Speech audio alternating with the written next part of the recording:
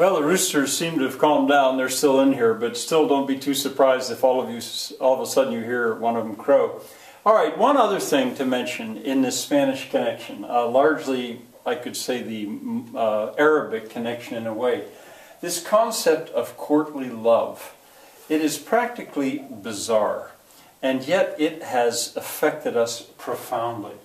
And there is some suspicion that the idea came out of Arabic poetry.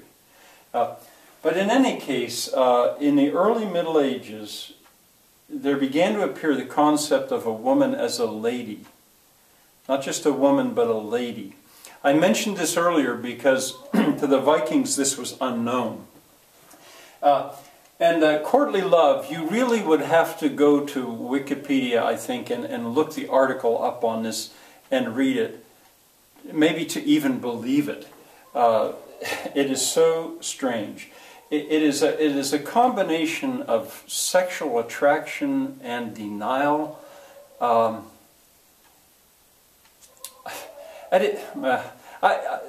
just going to let you look into it if you want.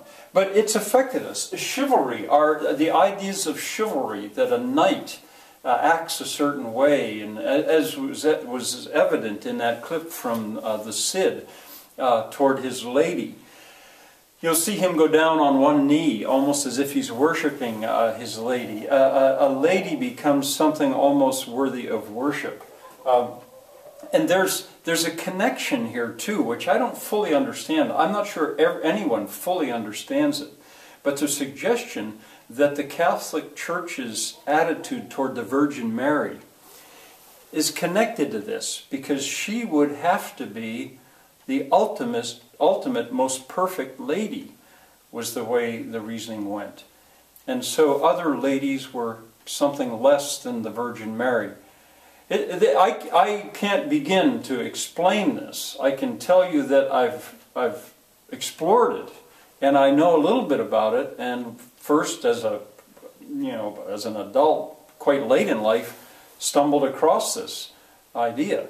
But it has been around me all my life, because our ideas of courtesy, being polite, opening a door for a lady, if you wish, or taking off your hat in the presence of a lady, these come out of that. And in its origins, it really is bizarre. One other connection I'll give you here, this woman, Eleanor of Aquitaine, if you would look into her life and what it was like at her court under the influence of these troubadours. I should probably add troubadour. Troubadours, also I think sometimes called minstrels. And I think in French, jongleur, maybe. They were traveling poets and singers that sang songs like the song of the Cid, the poem of the Cid, and one I'll tell you about tomorrow. And they also spread these ideas of courtly love. I read at one point that I don't know if it was Eleanor of Aquitaine, some woman's husband had one of these troubadours' tongue cut out so he'd stop singing such nonsense because it was just craziness.